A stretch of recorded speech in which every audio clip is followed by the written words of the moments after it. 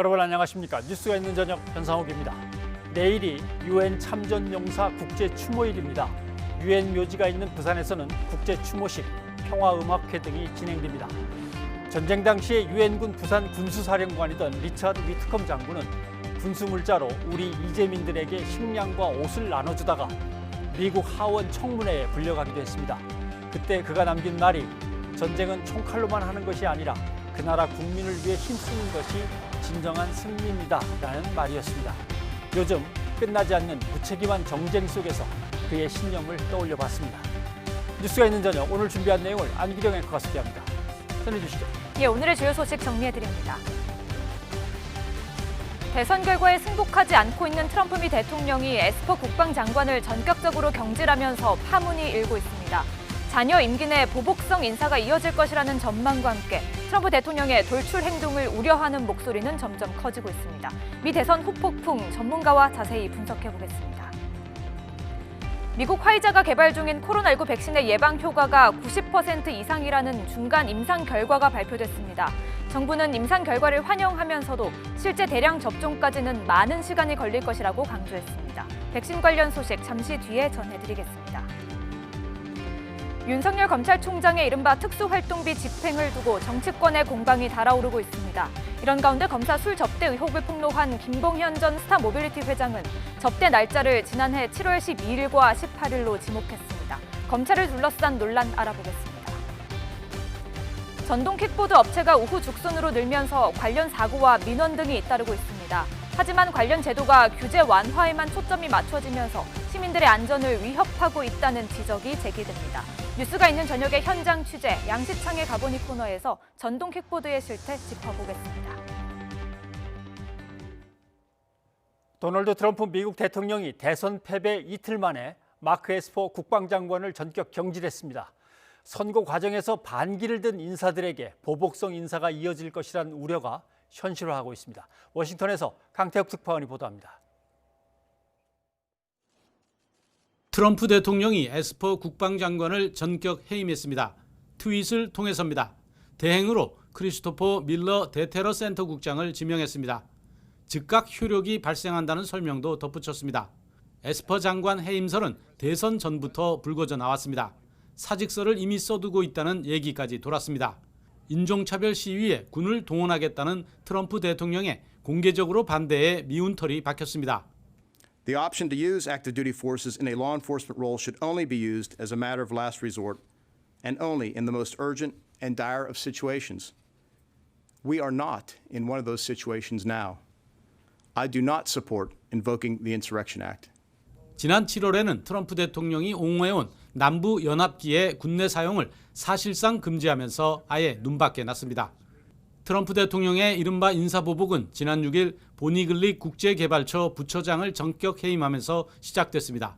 이어 크리스토퍼 레이 FBI 국장과 지나 헤스펠 CIA 국장이 거론되고 있습니다. 특히 코로나19 대응에 대립각을 세워 대선 전부터 여러 차례 해임설이 불거졌던 앤서니 파우치 알레르기 전염병 연구소 소장도 마찬가지입니다. 미국 언론들은 트럼프 대통령이 권력 누수를 막는 것을 넘어 대선 패배 불복 의사를 거듭 표현한 것으로 해석하고 있습니다. 이에 따라 바이든 당선인의 원활한 정권 인수도 어려울 수 있다는 전망이 나오고 있습니다. 워싱턴에서 YTN 강태욱입니다. 네, 대선 결과에 불복하는 건 도널드 트럼프 대통령뿐이 아닙니다. 공화당의 상원 원내대표와 펜스 부통령이 트럼프의 불복 소송을 지지하고 나섰습니다. 김원배 기자입니다. 조 바이든 후보의 대선 승리 선언 이후 침묵을 지키던 미치 매코넬 공화당 상원 원내대표가 현지 시각 9일 트럼프 대통령의 대선 불복 소송을 지지하고 나섰습니다.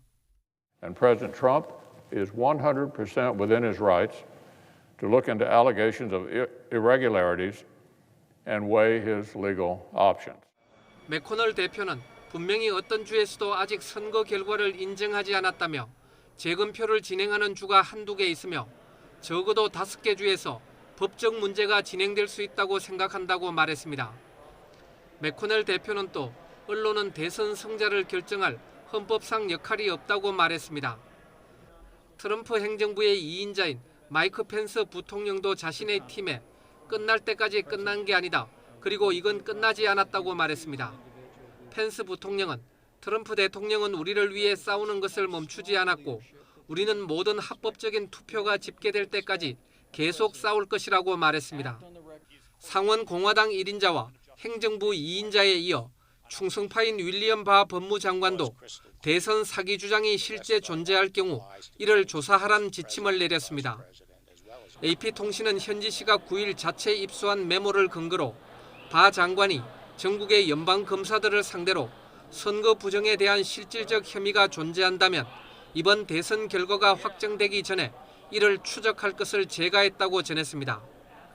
바 장관은 이번 메모에서 개별 주에서 연방 선거 결과에 영향을 미칠 수 있는 분명하고 신뢰할 만한 부정의 혐의가 있다면 조사가 이뤄질 수 있을 것이라고 밝혔습니다. 에스퍼 국방장관이 전격 경질된 날 맥코널 공화당 상원 원내대표, 펜스 부통령, 그리고 바 법무장관이 일사불란하게 움직이는 모양새가 연출된 것입니다. YTN 김원배입니다. 바이든 미국 대통령 당선인이 정권 인수 작업에 본격 착수한 가운데 첫 인선으로 코로나19 대응 자문단을 구성해서 발표했습니다. 또 승리 선언 이후 첫 기자회견을 갖고 치명적인 바이러스의 확산을 막기 위해 마스크를 착용해 달라고 호소했습니다. 김태현 기자입니다. 최우선 정책 순위가 코로나19 극복에 있다고 밝힌 바이든 당선인 인수위원회가 곧바로 태스크포스 구성에 나섰습니다. 인수위원회는 바이든이 승리를 선언한 지 이틀 만에 13명의 전문가로 구성된 자문단을 발표했습니다. 코로나19 TF는 오바마 행정부에서 공중보건 서비스 단장을 역임한 비베크 머시와 클린턴 행정부에서 식품의약국장을 지낸 데이비드 캐슬러 등 3인 공동의장 체제로 구성됐습니다. TF에는 트럼프 행정부의 코로나19 대응에 문제를 제기했다가 한직으로 밀려난 뒤 사직한 릭 브라이트 전 보건복지부 국장이 포함돼 눈길을 끌었습니다. CNN은 이번 인선은 바이든이 코로나 바이러스와 싸우는 것을 얼마나 중시하는지 보여준다고 전했습니다. 바이든 대통령 당선인은 승리 선언 이후 첫 기자회견을 갖고 코로나19 확산을 막기 위해 마스크를 착용해달라고 호소했습니다. And we're united in our shared goal, defeating this virus. As we work toward a safe and effective vaccine, we know the single most effective thing we can do to stop the spread of COVID is wear a mask. 바이든 당선인은 마스크 착용은 정치적 발언이 아니고 나라를 하나로 모으기 시작하는 좋은 방법이라고 강조했습니다. 그는 마스크가 노인과 어린이, 교사의 생명을 구하고 자신의 생명도 구할 수 있다고 역설했습니다. 또 백신이 널리 보급될 때까지 20만 명이 더 숨질 수 있다며 미국은 암흑의 겨울을 맞이하고 있다고 말했습니다. 바이든 당선인의 이번 기자회견은 트럼프 대통령의 코로나19 대응을 비판하고 차별화하려는 의도가 담긴 것으로 해석됩니다. YTN 김태현입니다. 바이든 미 대통령 당선인이 코로나19 대응을 취임 후 최우선 과제로 밝힌 것처럼 미국의 상황은 심각합니다. 취임도 하기 전에 미국 내 의료 체계가 마비될 수 있다는 우려가 커지고 있습니다. 왜 그런지 김정회 기자가 알아봤습니다. 지금 미국은 세계 1위의 코로나19 국가입니다. 매일 10만 명씩 신규 환자가 발생하고 있습니다. 850여만 명의 인도, 560여만 명의 브라질 등 2, 3위 국가보다도 확진자 수가 월등히 많습니다. 당연히 위중증 환자도 늘고 있습니다. 의료 체계는 감당하기 힘든 지경이 됐습니다. 곳곳이 중환자실과 의료 인력 부족으로 아우성입니다. 이런 심각성 때문에 바이든 당선인은 코로나19 대응에 최우선으로 전력하겠다는 계획을 밝혔습니다. I will spare no effort to turn this pandemic around once we're sworn in January 20th. 하지만 바이든이 백악관에 입성도 하기 전에 미국의 의료 체계가 마비될 수 있다는 우려가 커지고 있습니다. 미국의 정치 전문 매체 폴리티코는 일단 대선 여파에서 벗어나지 못한 의회가 곧바로 관련 사안 해결에 나서지 않을 가능성이 크다고 지적했습니다. 코로나19 TF가 당장 가동돼도 입원이나 사망률 감소로 이어지기까지는 수주일이 걸릴 거라는 분석도 있고 일반 국민이 코로나19 예방 수칙을 하루아침에 지킬 거로 기대하기도 어렵습니다. 미국에선 식당과 마트 등 다중이용시설에서 마스크 착용 문제로 폭력 사태가 잦았고 여전히 여러 주가 마스크 착용을 의무화하지 않고 있습니다. But the altercation ensued, and we believe she communicated with Larry Teague and Ramon Bishop, and they returned to the store, and the shooting occurred. 하지만 전문가들은 마스크를 전 세계가 코로나19에 대응할 최고의 백신으로 꼽고 있습니다. 그런 만큼 일부의 거부감도 바이든 당선인이 일관되게 메시지를 보낸다면 지금보다 나은 상황을 가져올 거라고 전망합니다. YTN 김정혜입니다. 네, 앞서 살펴본 대로 트럼프 대통령은 여전히 선거 결과에 승복하지 않고 오히려 마크 에스퍼 국방장관을 전격 해임했습니다. 어떤 의도인지 우정엽 세종연구소 미국 연구센터장과 함께 자세한 얘기를 나눠보겠습니다. 어서 오십시오. 네, 안녕하세요. 마크 에스퍼 장관, 물론 당연히 트럼프 대통령이 기용을 했습니다만은 처음에 이렇게 부딪히거나 사이가 나쁘지는 않았던 것 같습니다. 오죽 예스 하면은 예스퍼라고 별명을 지어 부르기도 했었던 건데 아마 그 흑인들이 이제 시위를 할 때 이게 정권의 어떤 그 목표를 겨누고서 흑인들이 반대를 하니까 군을 동원해서라도 빨리 그냥 진압을 해라라고 했던 건데 아마 여기에 이제 반기를 들면서 저러다가 바뀌지 했는데 선거 끝나고 바뀌는군요. 네, 오늘 바뀔 때 특별히 이유를 이야기하지는 않았습니다. 예. 근데 이제 말씀하신 대로 지난 시위 때 군을 동원하는 문제에 대해서 에스퍼 장관이 아주 명시적으로 군을 동원하는 문제에 대해서 반대를 했었죠. 이제 예. 그때부터 이제 트럼프 대통령이 불만이 있다는 이야기가 나왔었는데 네, 오늘 트위터를 통해서 또 경질을 했습니다. 사실 트럼프 대통령이 남은 임기 동안에 새로운 장관과 함께 뭘 할 건 아니지 않습니까? 그러니까 뭔가 보여주고 싶은 게 있는 건가 보죠? 그렇습니다. 선거에 진 대통령이 2달 동안 이제 할 수 있는 거는 이렇게 본인이 아직 인사권을 가지고 있기 때문에 해임을 할 수 있는데 네. 장관직은 이제 인사청문회를 거치고 상원의 인준을 거쳐야 되기 때문에 임명을 할 가능성은 없습니다. 예. 그러니까 이제 본인의 인사권을 그냥 한번 발휘하는 차원이었고요. 예. 나머지는 이제 행정명령 정도를 발휘한다던가 아니면은 사명권을 행사한다던가 이 정도를 이제 남은 기간 동안 할 수가 있습니다. 예. 근데 이제 후임으로 임명된 사람을 보니까 국가 대테러 센터장을 맡았던 크리스토퍼입니다. 뭔가 이렇게 테러에 맞서서 작전을 하던 사람을 국방장관으로 앉혀놓으니까 괜히 뭔가를 좀 벌일 것 같은 느낌, 벌어질 것 같은 느낌 이런 것도 드는데 그런 의도는 아니겠죠? 네, 왜냐하면 지금 새로 임명된 사람은 어떤 작전을 수행하는 사람이지 국방 전략을 하거나 아니면 국방부의 거대한 조직을 다룰 수 있는 사람은 아니라는 측면에서 일단은 에스퍼 장관을 자르는데 방점을 둔 거지 그 뒤에 누구를 임명해서 뭘 하겠다라는 의도는 아직 분명치 않은 것 같습니다. 네. 근데 어떻습니까? 트럼프 대통령이 워낙 많은 비리 의혹을 갖고 있는 데다가 이게 문제가 될지 모르니까 이게 아무래도 자기의 어떤 그 퇴임 후에 퇴로를 위해서 이것저것 머리를 좀 궁리하고 있는 거 아니냐. 그래서 필사적으로 저항하는 이유가 그거 아니냐 그러는데 실제로 퇴임한 다음에 대통령이 기소될 수도 있겠습니까? 미국적인 전통에서?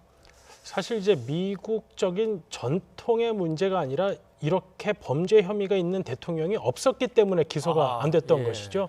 한 명의 예외가 이제 닉슨 대통령이 이제 나가면서 이제 포드 대통령이 사전적인 사면을 해줬던 적이 있습니다. 기소가 되거나 한 사항은 아니지만 대통령직 그 막바지에 생겼던 여러 가지 거짓말을 하거나 한 문제에 대해서 아예 기소 전에 사면권을 먼저 행사했던 것이죠. 근데 이제 트럼프 대통령은 이제 그러한 대통령직을 수행하면서 생겼던 문제가 아니라 이제 본인의 비리 내지는 성추문 이런 것과 관련된 것이기 때문에 대통령직을 수행하면서 생겼던 문제와는 지금 전혀 다른 차원입니다. 예. 나름대로 선거 때 어떤 기금을 유용했다든가 이런 것들도 결정적인 어떤 기소될 만한 사안은 안 될 수도 있습니다.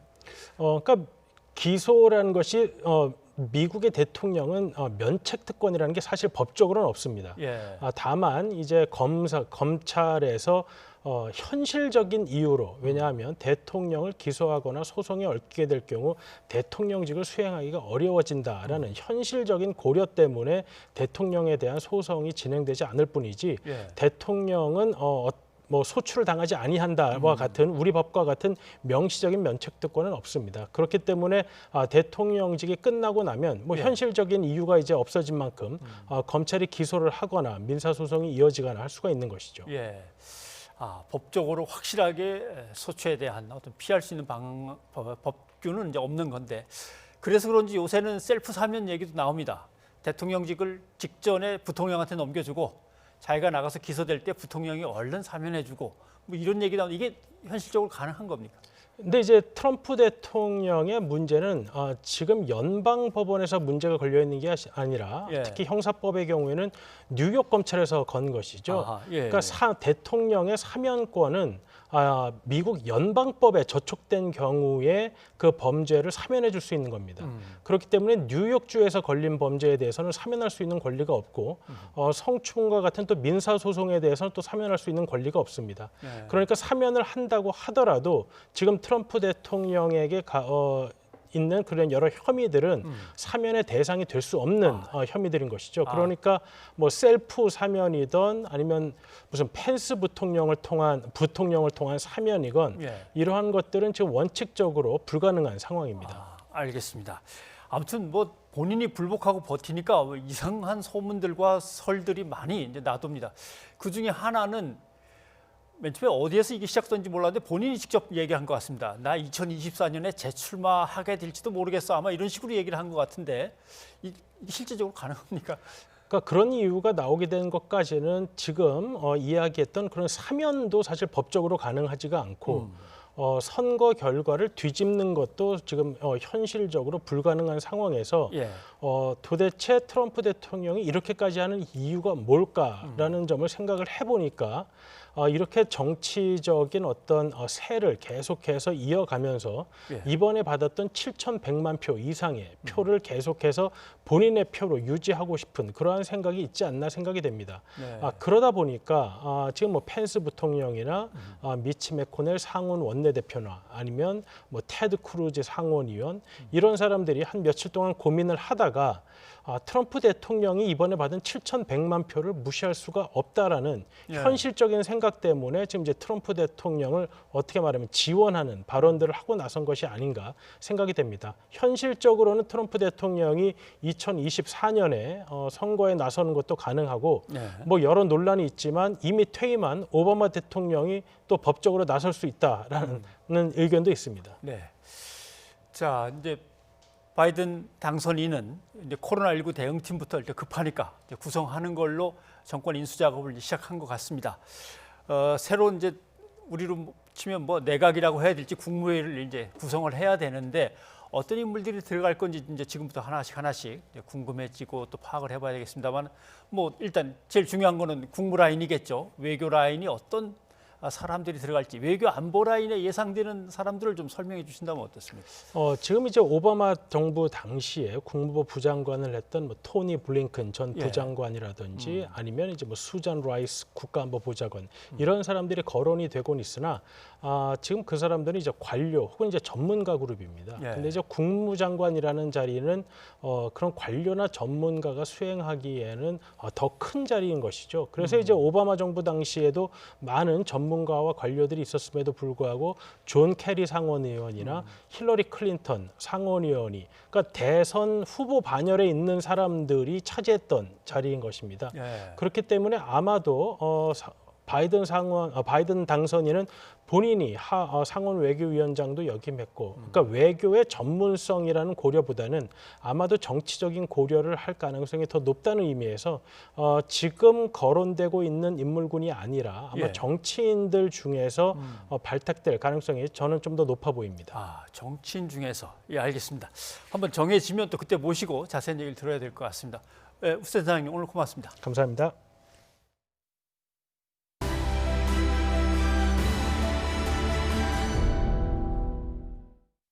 화이자의 코로나19 백신이 90% 효과를 보였다는 발표에 국내까지 술렁했습니다. 시민들은 크게 반겼지만 전문가들은 신중한 반응을 보였습니다.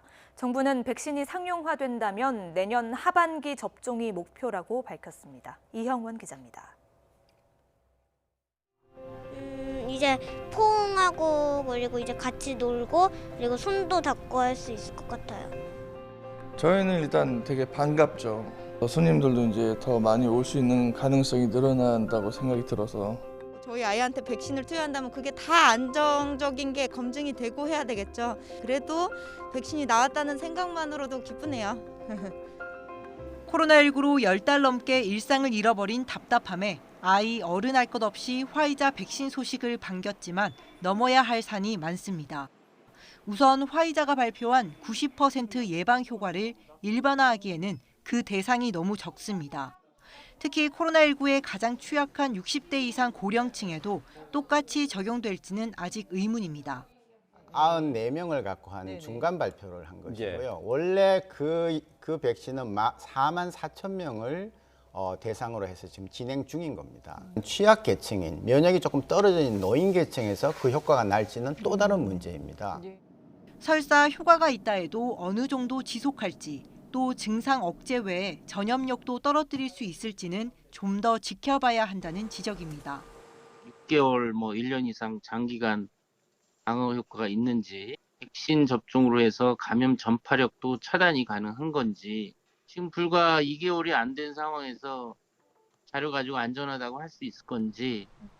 검증을 거쳐 공급된다면 영하 70도를 유지해야 하는 저온 유통체계, 콜드체인 관리도 과제로 남습니다.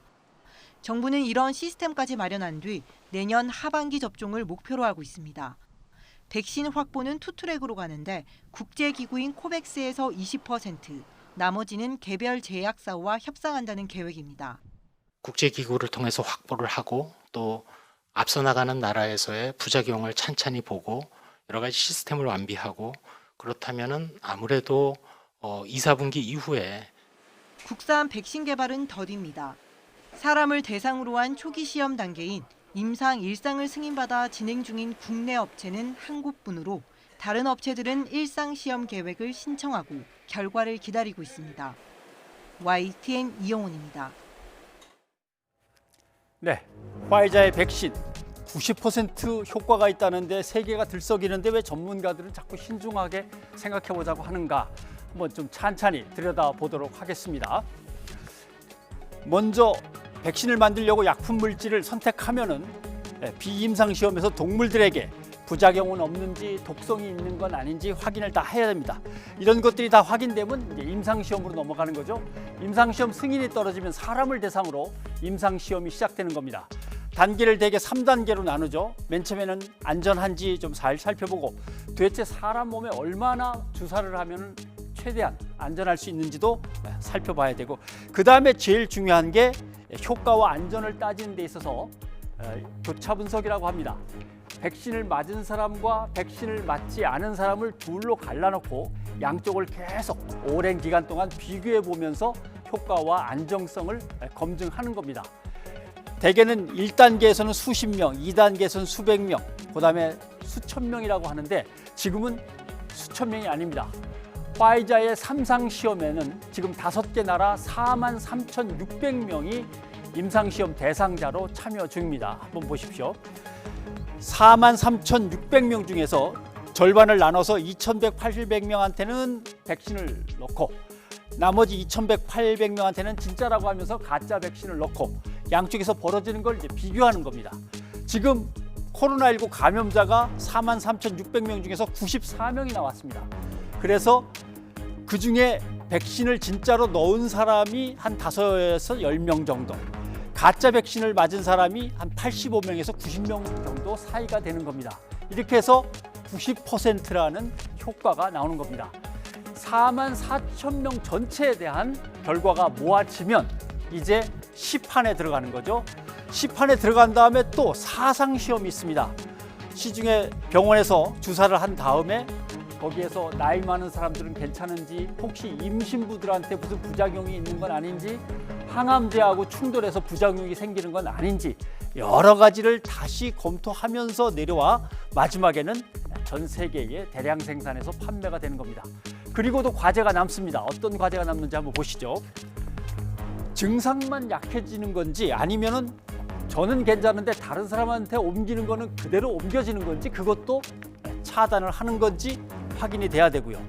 노인이나 폐암이라든가 폐병 여러 가지 질환자들한테도 안전한 건지 그다음에 도대체 백신을 한 번 맞으면 몇 달 동안 또는 몇 년 동안 이 효과가 계속 가는 건지 이 모든 것들이 또 확인해야 될 과제입니다. 백신 개발 뉴스가 앞으로도 계속 나올 텐데 이렇게 확인해 가시면 되겠습니다. 변상욱의 앵커 리포트였습니다. 코로나19 신규 확진자가 사흘째 세 자릿수로 집계되고 있습니다. 방역당국은 지금의 확산세가 이어지면 수도권 거리두기 단계를 1.5단계로 다시 올릴 수 있다고 밝혔습니다. 신현준 기자입니다. 코로나19 신규 확진자는 100명으로 사흘째 세 자릿수를 이어갔습니다. 경기도 가평군 보습학원에서 새로운 집단 감염이 발생해 확진자가 12명이 나왔습니다. 첫 환자 가족이 학원과 학교, 노인 일자리 창업센터로 전파했고 이어 학생 가족에게까지 추가로 전파됐습니다. 군포시 의료기관 관련해서는 21명이 추가됐는데 서울의 한 노인 요양원에서만 17명이 나왔습니다. 침대 간격이 좁고 그리고 입소자들의 마스크의 착용이 불안전했으며 종사자와 입소자 간의 접촉 빈도가 매우 높았다는 지적이 있었습니다. 이런 가운데 현재의 확산세가 이어지면 2, 3주 뒤 수도권 거리두기를 1.5단계로 격상할 수도 있다는 경고가 나왔습니다. 지난주까지 전국의 감염 재생산 지수는 1.07, 수도권은 이를 약간 밑돕니다. 감염 재생산 지수는 환자 한 명이 얼마나 많은 사람에게 바이러스를 옮기는지 보여주는 지표인데 이를 넘으면 방역 대응이 전파 속도를 따라잡기 어렵다는 의미입니다. 가장 불안한 요소는 요양병원 등 감염 취약시설을 넘어서 각종 모임, 직장과 다중이용시설 등 일상생활 전반에서 집단 감염이 발생하고 있다는 점입니다. 세계적 재유행에 따라 해외 유입도 사흘째 20명대입니다. 방역당국은 전 세계 코로나19 환자는 공식적으로 5천만 명을 넘었고 무증상이나 미신고까지 고려하면 최소 1억 명을 넘을 것으로 추산했습니다. YTN 신현주입니다. 정부의 의료 정책에 반대해 의대생들이 응시를 거부했던 의사 국가고시 실기 시험이 종료됐습니다. 전체 응시 대상의 86%가 시험을 보지 않았는데요. 이로 인해 내년에는 2,700여 명의 신규 의사가 나오지 않게 됐습니다. 박홍구 기자입니다. 의대생들은 지난 8월 정부의 의대 정원 확대와 공공의대 설립 등 의료 정책에 반발해 의사 국시 실기 시험을 거부했습니다. 그 결과 지난 9월 8일부터 2달간 실시한 시험에는 응시 대상자 3,172명 가운데 446명, 14.1%만이 참여했습니다. 2,726명이 시험을 보지 않은 것인데 그 수만큼 내년에는 의사가 모자랄 것이란 우려가 나오고 있습니다. 신규 의사가 적게 배출되면 병원의 인턴 의사와 지역보건소의 공중보건의 그리고 군의관이 부족해집니다. 의료계는 이 같은 의료 공백을 막기 위해 정부가 국시 재응시의 길을 열어줘야 한다고 주장해왔습니다. 대한의사협회는 국시 실기시험 문제 해결은 지난 9월 4일 맺은 의정 합의의 기본 전제라며 정부의 전향적 태도를 촉구하고 있습니다. 의대생들은 실기시험은 거부했지만 내년 1월 국시 필기시험에는 3,196명이 응시 원서를 냈습니다. 이에 따라 내년에만 예외적으로 필기시험을 치른 뒤 2, 3월쯤 실기시험을 추가로 치르는 방안을 의협 등은 기대하고 있습니다. 하지만 보건복지부는 실기평가에 걸리는 시간과 공중보건의와 인턴의사 수급 시기 등을 감안하면 내년 봄 실기시험 재실시는 현실성이 떨어지는 대안으로 보고 있습니다. 다만 정부도 최근엔 국민적 동의 없이 국시 추가 응시를 허용해서는 안 된다는 기존 입장보다는 의료인력 공백에 관해 여러 고민이 있다는 점을 더 드러내고 있어 원만한 해법이 모색될 수도 있다는 관측이 나오고 있습니다. YTN 박홍구입니다.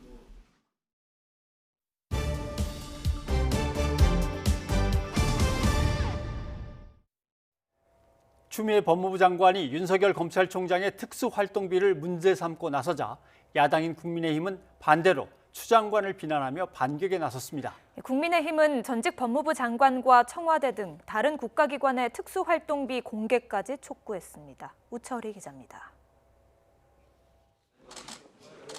헛발질, 대검찰청과 법무부에 대한 현장 검증 다음 날 윤석열 검찰총장이 주머니 돈처럼 특수활동비를 썼다는 추미애 법무부 장관의 주장을 국민의힘은 이렇게 규정했습니다. 그리고는 바로 화살을 추 장관에게로 돌렸습니다. 의혹만 제기하고는 자료를 내놓지 않고 검증도 방해하는 비이성적인 행동으로 이른바 미치광이, 광인 전략을 쓴다는 겁니다. 나는 내 멋대로 할 일 다 하니까 싸워보자 이런 광인 전략을 구사하는 걸로 그런 판단을 내렸습니다. 한 발 더 나아가 추 장관이 자신의 임기 동안 특수활동비를 쓴 적이 없다고 주장하는데 그렇다면 조국, 박상기 두 전직 장관은 썼다는 뜻이냐고 반문했습니다. 청와대와 국방부, 국가정보원, 경찰도 특활비를 제대로 썼는지 보자면서 국정조사까지 요구했습니다. 법무부 이외에도 청와대, 국정원, 경찰, 국방부 이런 데 다 모두 조사해서 특활비가 특정 인사의 주머니 돈으로 전락했는지 여부를. 반면 더불어민주당은 말을 아꼈습니다. 현장 검증 직후 검찰의 특수활동비 관련 자료 제출이 부실했다고 정면으로 반박하던 것과는 사뭇 대조적입니다. 대신 전국을 순회하는 윤석열 총장에게 다시 화력을 집중했습니다. 검찰의 힘 당대표 수준이라면서 정치적 언행을 그만하라, 검찰개혁이 필요하다는 말을 되풀이했습니다. 최근 검찰총장이 전국을 유세하듯 순회하며 정치 메시지를 홍보하는 행태를 우리 국민은 불편해합니다. 민주당은 자제에 나섰지만 국민의당이 키우는 형국으로 뒤바뀌면서 특수활동비는 내년도 예산안 심사에서도 핵심 쟁점이 될 전망입니다. YTN 우철입니다. 검사 술접대 의혹을 폭로한 김봉현 전 스타모빌리티 대표가 검사 술접대 날짜를 언론에 공개했습니다. 지난해 7월 12일과 18일로 특정했는데요. 김 전 대표는 국회에서 청문회를 열어주면 의혹을 직접 설명하겠다고 말했습니다. 신준명 기자입니다. 김봉현 전 스타모빌리티 회장은 지난달 21일 공개한 2차 옥중 입장문을 통해 이모 변호사와 함께 지난해 7월 남호 검사 등 검사 3명에게 1,000만 원 상당의 술접대를 한 건 확실한 사실이라고 주장했습니다. 하지만 이모 변호사는 나 검사를 데리고 술집에 간 사실이 없을 뿐 아니라 지난 2018년 8월 이후 사적인 자리에서 본 적이 없다고 반박했습니다. 이 변호사는 또 최근 검찰에 비밀번호를 해제한 휴대전화와 노트북 등을 모두 제출했다며 김 전 회장이 술자리 접대 날짜를 특정하면 자신의 무고함을 밝히겠다고 주장했습니다. 이에 맞서 김 전 회장은 술 접대 날짜는 지난 2019년 7월 12일과 18일이라며 반격에 나섰습니다. 휴대전화 기록 등을 통해 당시 이 변호사의 행적을 추적하면 누구의 말이 진실인지 규명할 수 있다는 취지입니다. 김 전 회장은 변호인을 통해 검찰이 제시한 관련자들의 휴대전화 포렌식 자료와 통화 기록 등을 토대로 날짜를 특정할 수 있었다며 이 변호사가 이에 반론할 것이 있다면 공개하라고 촉구했습니다. 김 전 회장은 또 직접 답변하고 설명할 기회가 있다면 얼마든지 응하겠다고도 했습니다. 김 전 회장은 특히 국회에서 청문회 등을 만들어준다면 국민이 궁금해하는 내용을 소상하게 밝히겠다고 변호인을 통해 전했습니다. 앞서 김 전 회장은 검사 술접대 의혹과 관련해 법무부의 감찰을 3차례 받았습니다. 이후 추미애 법무부 장관의 지시로 지난달 20일 전담 수사팀을 구성한 서울 남부지검은 김 전 회장을 조사하며 술접대 의혹의 진상을 규명하고 있습니다. YTN 신준명입니다. 조국 전 법무부 장관의 딸 거주지에 부당하게 침입한 혐의를 받는 TV조선 기자 2명이 오늘 검찰에 넘겨졌습니다. 이들은 지난해 9월 조 전 장관의 딸이 거주하는 오피스텔의 보안문을 통과해 이처럼 초인종을 누르고 문을 두드린 혐의를 받고 있는데요. 조 전 장관은 지난 8월 자신의 딸이 이들을 고소했다며 이 영상을 자신의 SNS에 공개하기도 했죠. 경찰은 해당 기자들이 허락 없이 주거지에 들어갔다며 기소 의견으로 검찰에 송치했다고 설명했습니다. 앞서 윤석열 검찰총장을 직접 만나 인터뷰하겠다며 윤 총장이 거주하는 아파트 주차장에 무단으로 들어갔던 인터넷 매체 기자 3명도 최근 검찰에 넘겨졌습니다. 이들은 지난 8월 윤 총장이 거주하는 아파트에 집을 보러 왔다며 들어가 주차장에 대기하다 윤 총장에게 인터뷰를 시도했던 것으로 알려졌는데요. 경찰은 업무 방해와 주거 침입 혐의로 고발된 이들을 지난달 말 일부 기소 의견으로 검찰에 송치했다고 밝혔습니다. 그런가 하면 서울시청 사무실에 무단으로 들어갔던 조선일보 기자도 최근 재판에 넘겨졌습니다. 해당 기자는 지난 7월 서울시청 여성가족정책실장의 사무실에 몰래 들어가 문건들을 촬영하다 직원에게 적발됐는데요. 경찰에서 사건을 넘겨받은 검찰은 추가 수사를 거쳐 해당 기자를 재판에 넘겼습니다. 또 서울시 출입기자단은 해당 기자와 조선일보사에 대해 1년 동안 기자단 제명 결정을 내리기도 했습니다. TV조선 측은 자사 기자들이 검찰에 넘겨진 데 대해 사생활도 보호돼야 하지만 경찰의 기소 의견은 공익 목적의 취재 활동에 지나친 제한이라면서 언론 자유가 자꾸 위축되는 것 같아 안타깝다는 입장을 밝혔는데요. 하지만 관행이라는 이유로 이어져 왔던 언론의 과격하고 비인권적인 취재 방식에 개혁이 필요하다는 지적도 만만치 않습니다. 40위입니다. 올해 세계 주요 40개국에서 진행된 언론 신뢰도 조사에서 국내 언론의 신뢰도는 21%로 이번에도 최하위를 기록했습니다. 뉴스가 있는 저녁 안기령입니다.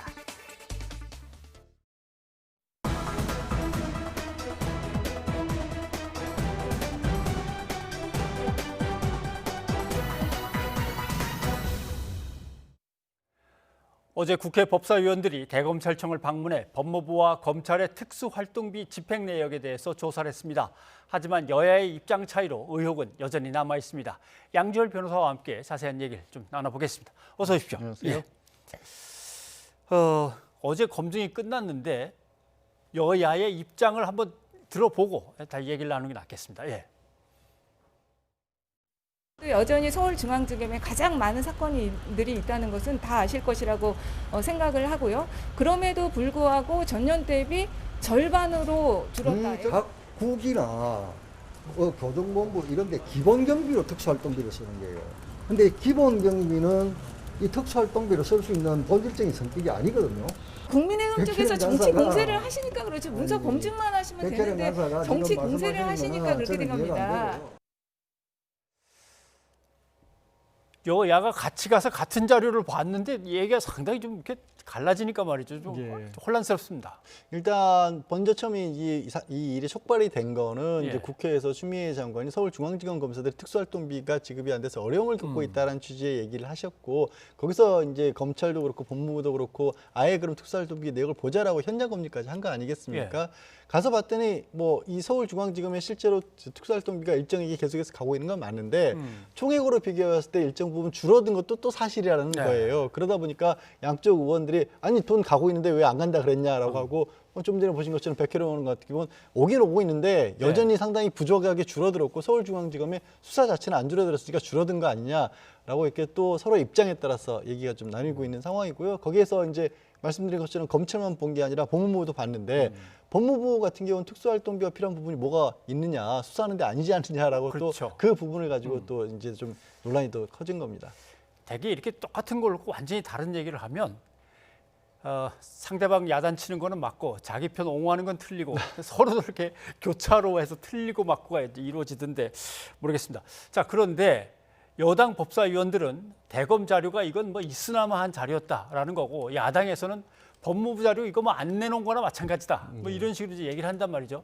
근데 원래 특수활동비라는 거는 자료의 흔적을 남기지 않는 활동비니까 그걸 검증하거나 지금 와서 조사할 수 있는 겁니까? 그러니까 애초에 그거 자체가 원천적으로 어려운 거죠. 그러니까 국회에서도 특수활동비라고 하는 부분들을 말씀하신 것처럼 근거를 남기지 않는 것으로 법제도로 인정해 놓은 상황인데 그러려고 한 건데. 이제 와서 그게 어디에 있는 거냐, 정확하게 쓰인 거냐를 따지고 있지 않았습니까? 예. 근데 지금 아까 이제 법무부 얘기도 잠깐 나왔지만 그럼 검찰의 특수활동비라는 것도 그럼 지금 상황에서 그렇게 많이 필요한가? 예전에 인지수사도 많이 줄어들었고 요즘에 뭐 밤샘 조사를 한다거나 그런 것도 아니고 실제로 뭐 국정원 같은 곳이라고 한다면 국정원 같은 곳이라고 한다면 비밀 수사를 한다던가 이렇게 뭐 정보원으로부터 뭔가 정보를 산다든가 이런 용도가 있지만 실제 검찰에서는 그런 용도로 또 쓰인다고 보기도 어렵잖아요.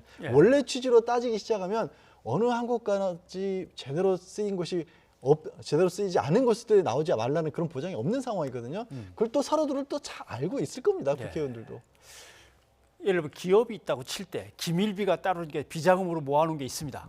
그럼 그걸 마음대로 갖다 쓸 수 있는 사람은 차장은 아니고 부장도 아니고 상무는 아니고 전무도 그럼 결국 회장님밖에 없는 거 아닙니까? 오너라고 불리는 그런 총수급 정도. 그러니까 결국은 아마 그래서 그랬는지 모르지만 보니까 진해원 검사 같은 경우 윤석열 총장이 갖고 오라면 갖고 오는 거고 근거는 안 남겼을 거니까 윤 총장이 설명해야 될 부분이 아닌가 아마 이런 취지의 글을 남긴 것 같습니다. 그렇죠. 지금 이제 어제 현장 검증에 같이 참석을 했던 여당 의원의 얘기로는 윤석열 총장이 집행한 부분이 따로 있다라는 거죠. 그러니까 이제 전국에 있는 지청이라든가 이런 곳에 공식적으로 내려보낸 비용이 있고 그거 외에 수시로 이제 검찰총장도 이렇게 지원을 한 부분이 있는 것 같은데 개인적으로 사용했을 것으로 보이는 것 같지는 않는다라는 거예요. 액수도 그렇고 그게 뭐 시기도 그렇고 그러면 이게 수사팀이나 이런 곳에 필요한 곳에 필요하다고 판단하는 곳에 그걸 지원을 해주는 게 아니냐.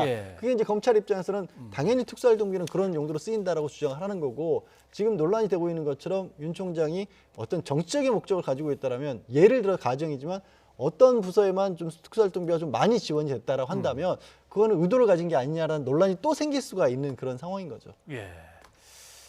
그러니까 예를 들면 대검으로 일단 특수활동비가 건너온다 그러면 쪽에서 정기적으로 늘 똑같은 액수가 내려가는 게 있고 비정기적으로 그때그때 쓸 수 있는 게 있는데 그 부분에서 문제가 생겼으면 모를까 이제 그 부분이군요. 그렇죠. 그리고 어차피 정기적으로 내려가는 부분은 어느 지청에 얼마가 내려간다는 게 다 공식적으로 있으니까 그다음부터 시시콜콜하게 내역을 안 떠지더라도 거기서 뭔가 문제가 있다라고 보기는 어렵지만 그러니까 지금 이제 여당에서 일부 문제를 삼은 부분은 말씀드린 것처럼 이렇게 수시로 수시분으로 지급되는 특수활동비 같은 게 어떻게 쓰인 거냐. 그리고 법무부가 수사하는 곳이 아니라서 특수활동비가 필요 없다고 하면 대검도 마찬가지 아니냐. 이런 얘기들이 오갈 수 있는 거죠. 그래서 그럼 대검의 특수활동비라는 건 대체 어디서 왔나 봤더니 그게 왜 법무부에서 내려왔느냐. 그러면 법무부가 주고 말고 또는 대검으로 보낸 다음에 그걸 다시 되돌려 가지고 법무부가 좀 얻어쓰고 뭐 이렇게 돌아가는 거 아니냐라고 했는데 여기에 대해서는 부총리가 다시 설명을 한번 했습니다. 우리 재정에서 한번 들어보시죠. 예, 의원님 아마 그 법무부 이제 검찰청은 이제 독립소관이 아니기 때문에 법무부에 같이 편성이 되는데요. 검찰 쪽으로 해당되는 특수활동비가 있고요. 그 중에 일부는 법무부 본부에서 쓰는 특수활동비가 있습니다. 거기도 교정국도 있고 출입국 관리국도 있고 테러 대비도 하고 해서 특수 목적 활동을 하는 법무부 내 다른 검찰이 아닌 부서에도 금액이 조금 있다는 말씀을 드립니다. 네, 그러니까 지난번 국정원 이제 특수활동비 문제가 이제 불거졌을 때 보니까 지금도 뭐 보니까 청와대는 한 180억 원 특수활동비가 있고 국정원은 7천억 원의 특수활동비가 있습니다. 거기는 특수활동비를 쓰는 게 본래 임무니까. 그러니까 거기다가 예산을 얹어놓고 청와대가 뒤로 갖다 썼다. 이제 이게 문제가 되는 건데 법무부가 혹시 검찰한테 그런 거 아니냐 요새 아마 그거에 대해서 홍 부총리가 이제 답변을 하는 것 같습니다. 예, 그렇습니다. 그리고 과거에는 어떤 식으로 조금 뭐 다르게 운영됐을지 몰라도 박상기 전 법무부 장관 이후부터는 법무부에서 이걸 먼저 받아서 정상적으로 기획지정부에서 받은 다음에 그 중에 일부는 법무부에서 쓸 것을 떼고 다시 검찰에 내려보냈기 때문에 이걸 뭐 예전에 뭐 관행처럼 검찰에 일단 준 다음에 법무부가 다시 상납받는 형식을 취하고 있지는 않다라고 또 해명을 또 덧붙이기도 했습니다. 네. 그러니까 이제 사실은 청와대 국정원은 다른 조직이지만 법무부 검찰은 법무부 안에 있는 외청이 검찰청이니까 같은 조직이니까 법무부에 모아서 내려보내는 이런 스타일이라는 설명이군요. 이게 뭐 언제 끝날지는 모르겠습니다만은 특수활동비는 본래 좀 조용히 쓰려고 한 돈인데 이게 이렇게 크게 불거질 줄은 몰랐습니다. 다음 얘기로 넘어가 봐야 될 것 같습니다.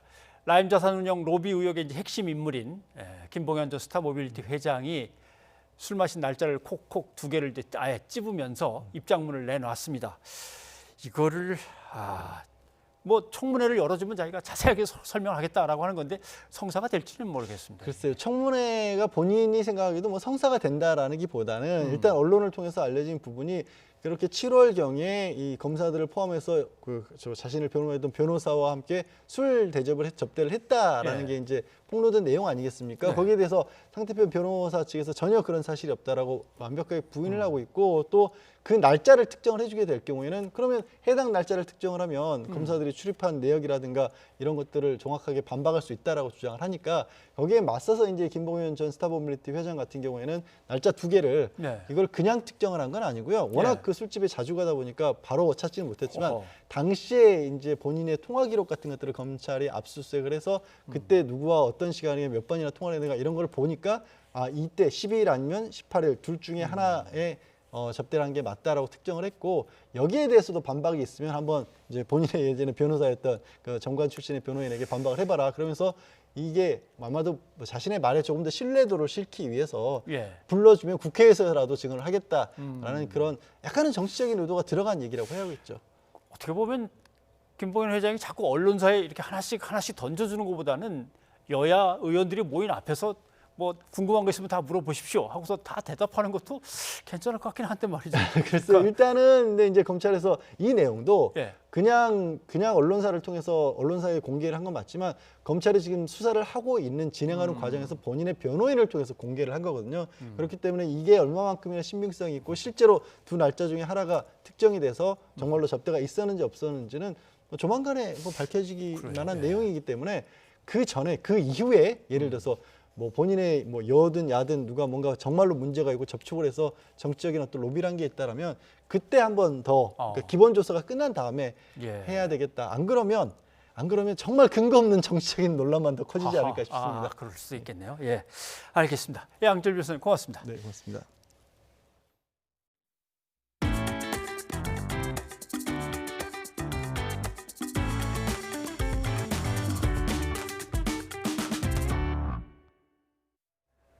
일본을 방문 중인 박지원 국정원장이 스가 일본 총리를 만났습니다. 한일 관계 정상화와 관련해 문재인 대통령의 의지를 전달했다고 밝혔는데 현안 해결에 돌파구가 마련될지 주목됩니다. 도쿄 이경하 특파원이 보도합니다.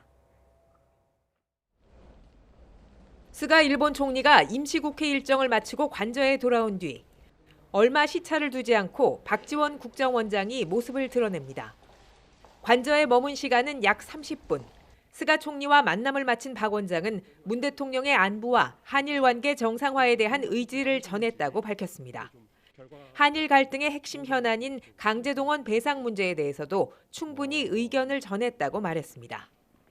어떻게 됐든 한일 양 정상이 해결해야 된다는 그 필요성에 공감하고 있고 그러하기 때문에 계속 대화를 하면 잘 되리라고 봅니다. 일본 새내각 출범 이후 한국 고위 관료로는 처음으로 스가 총리를 만난 박 원장은 친절하고 좋은 설명을 많이 들었다고 밝혔습니다. 또 총리 저서를 국정원에서 번역해 읽었다고 말하자 스가 총리가 직접 사인을 해줬다며 당시의 분위기를 전했습니다. 박 원장에 이어 한일의원연맹 회장단도 이번 주 일본 국회의원들과 만나 한일 현안을 논의할 예정입니다. 일본 정부도 최근의 대화 분위기를 긍정적으로 평가했습니다. 非常に今厳しい状況にある中で、パク・チョン委員長を含めですね、韓国の政府高官が訪日をして、日韓関係や北朝鮮情勢状況について、日本側関係者と対応を行うことは有意義だと。 한일 외교 당국을 중심으로 현금화전 강제동원 배상 문제를 풀 해법을 놓고 다양한 의견이 오가고 있습니다. 서로 명분을 잃지 않으면서도 피해자들에게 실질적인 배상을 해줄 방법을 찾는 것이 관건입니다. 이 문제가 먼저 풀리지 않으면 한국에서 개최하는 한중일 정상회의에 참석할 수 없다는 게 일본의 입장이었습니다.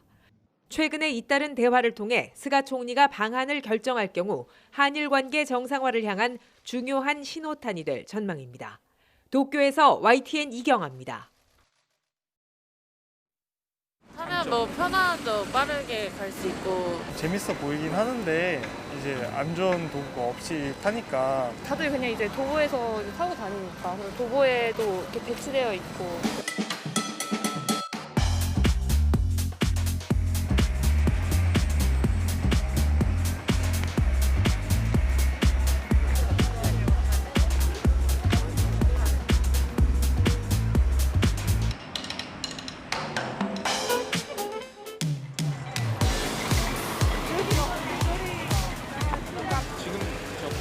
근로자들이 계신데요. 제가 가서 한번 이야기 나눠보겠습니다. 안녕하세요. YTN에서 나왔는데요. 이 킥보드 이용하시는 거 관련해서 간단하게 좀 여쭤보겠습니다. 이용해보니까 좀 가셔야 돼요? 안녕하세요. 예. 1분이면 되는데.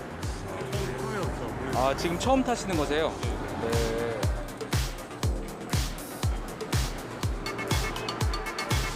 간단하게 좀 인터뷰 좀 해주시면 좋을 것 같은데. 예. 좋습니다. 전동 킥보드 이용하신 지는 얼마나 되셨어요? 오늘 처음.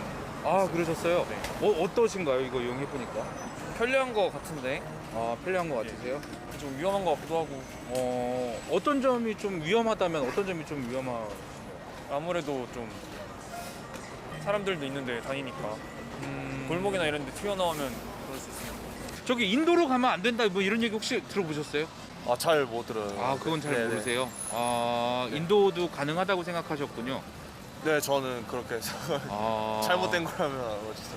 아니요. 네. 근데 많은 분들 잘 모르고 계셔서 그런 것들을 앱 처음에 이용할 때 혹시 좀 뭐 그냥 설명 이렇게 휙휙 넘기다 보니까 그랬던 것 같아요. 처음에 이용하실 때 어떤 생각으로 딱 이용해야겠다고 생각을 하셨어요? 뭔가 걸어가기는 먼데 그 차 타고 가기는 가까운 그런 거리, 애매한 거리 갈 때 그때 쓰게 됐어요. 한 얼마나 자주 이용? 한 이틀에 한 번?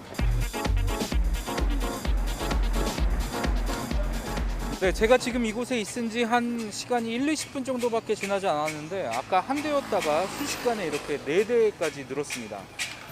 역 앞에 도로가에 주차를 한다고 했지만 대수가 늘면서 이렇게 통행에 조금씩 지장을 주는 그런 상황이 되고 있습니다. 자, 여기에도 지금 2대가 서 있고요.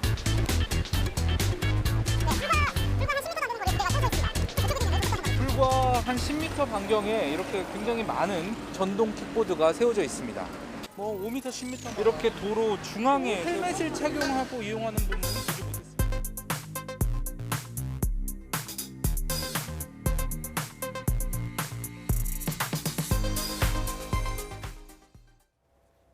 네, 위험한 전동 킥보드 이용 실태를 보셨는데요. 양시창 기자와 이 문제를 좀 더 짚어보도록 하겠습니다. 어서 오십시오. 네, 안녕하세요. 자주 목격하거나 부딪히거나 하게 됩니다. 마주하게 되는데 차도로도 갔다 인도로도 왔다 또 자전거 전용 도로도 달리고 그렇죠. 이용하는 사람이 많더라고요. 네네. 사람이 많아지면 이용하는 사람이 많아지면 사고도 많아지는 거 아닙니까? 그렇습니다. 먼저 이용 현황을 한번 보겠습니다. 안드로이드 기반의 전동 킥보드 공유 애플리케이션을 실제로 이용한 사용자를 보니까 1년 사이에 지금 화면에서 보시는 것처럼 6배가 증가했습니다. 21만 명인데요. 굉장히 급증하고 있는 추세입니다. 예. 또 현재 서울에서 운영되는 전동 킥보드는 35,800여 대인데 2018년에 150대에 불과했거든요. 불과 2년 사이에 240배 가까이 증가했습니다. 당연히 사고도 늘었겠죠. 두 분 앵커는 킥란이라는 단어를 들어보셨나요? 킥란이요? 어떤 뜻인가요? 그러세요? 이 킥보드와 고라니의 합성어인데 예. 이 전동 킥보드 이용자가 고라니처럼 도로에 튀어나와서 그런 경우가 있죠. 그래서 사고를 유발한다는 의미가 내재되어 있습니다. 실제 2017년에 117건이던 전동 킥보드 사고는 지난해 447건으로 4배 가까이 증가했습니다. 이게 경찰청의 자료인데 굉장히 큰 사고만 기록이 되기 때문에 이런 크지 않은 부상을 당한 사고 건수는 훨씬 더 많을 거라는 게 전문가들의 지적입니다. 이 3년 동안 다친 사람만 835명, 사망자도 16명입니다. 앞서 영상에서 보신 것처럼 안전모를 쓰지 않는 것은 물론이고 중앙선을 따라서 가거나 심지어는 역주행하는 경우도 있거든요. 제가 직접 이 공유 애플리케이션을 이용해서 한번 전동 킥보드를 타봤습니다. 영상 보시고 더 말씀드리겠습니다.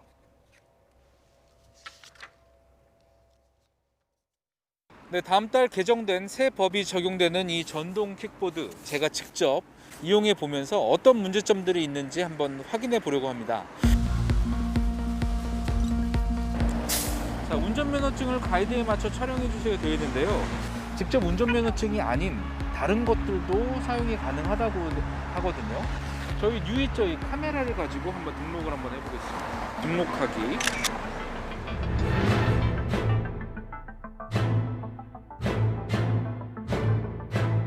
자, 제가 지금 본격적으로 한번 직접 타보겠습니다.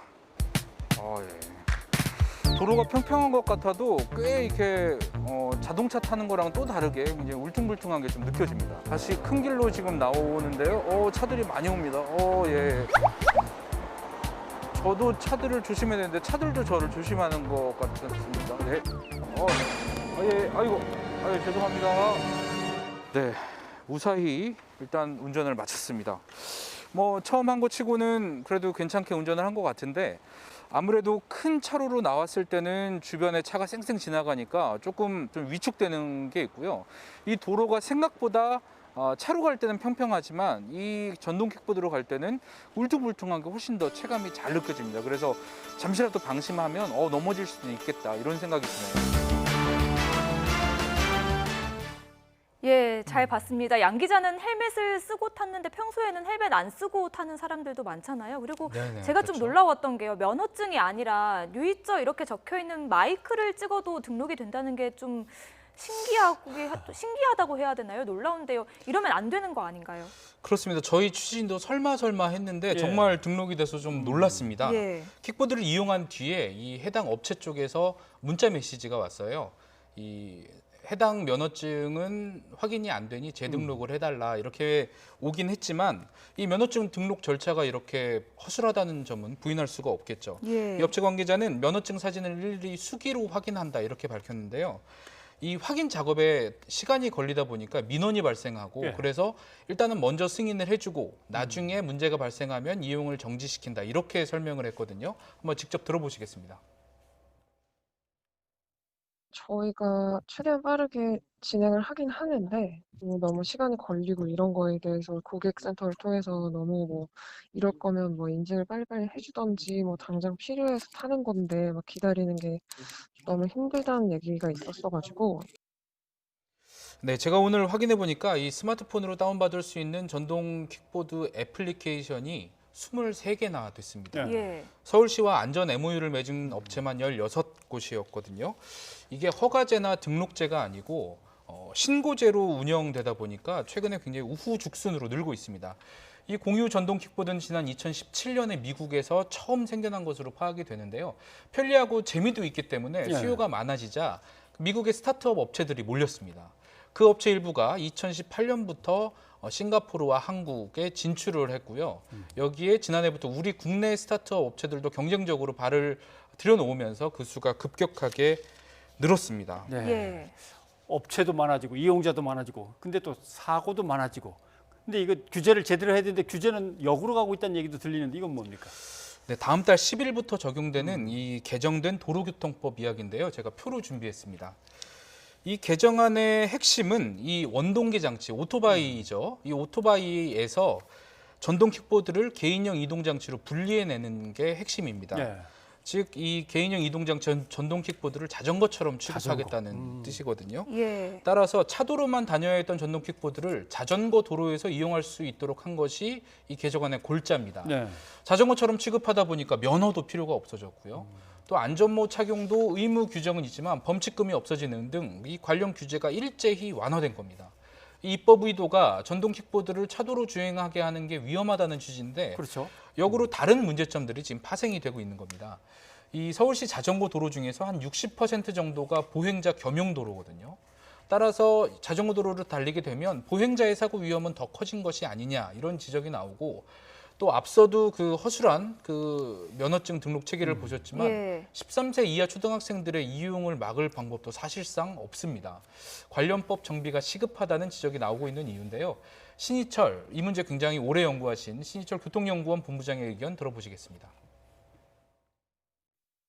헬멧 문제라든가 아니면 이용자의 나이 문제라든가 또 자전거 도로가 충분하지 않다라는 문제라든가 보행자 보호의 미흡한 문제라든가 이런 문제에 대해서는 아직도 그 법이 완벽하지 않기 때문에 법의 틈을 메우는 입법은 앞으로도 계속 돼야 된다고 생각이 듭니다.